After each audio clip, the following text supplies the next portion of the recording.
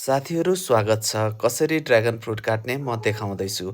पहिला त मैले सानो सानो कट बाहिरबाट चाहिँ थोरै यो बोक्रामा मात्रै पर्ने गरेर बाहिरबाट 3-4 साइडतिरै काटेको थिएँ चक्कुले। त्यसपछि यो सजिलै बोक्रा चाहिँ यसरी निकाल्न सकिन्छ। यो तरिकाले हुन्छ। एउटा तरिका चाहिँ देख्न सक्नुहुन्छ कसरी सजिलै निक्लियो।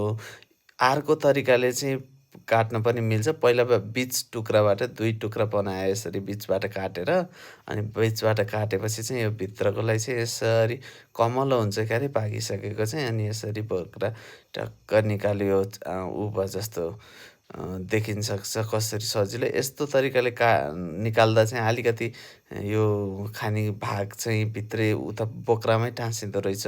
पहिलो तरिकाले चाहिँ मलाई अझै सजिलो लाग्यो। अब हजुरहरूलाई चाहिँ कुन तरिकाले सजिलो लाग्छ त्यो पनि हेर्न सक्नुहुन्छ। अनि यसरी मैले काटेको थिएँ। काटेपछि चाहिँ यो सेतो खालको ड्र्यागन फ्रुट चाहिँ मिठो रहेछ। यो तरिकाले पनि काटेर खानु होला है त। कस्तो तरिकाले काट्नुहुन्छ त्यो पनि कमेन्ट गर्न हजुरहरूले सक्नुहुन्छ। By by.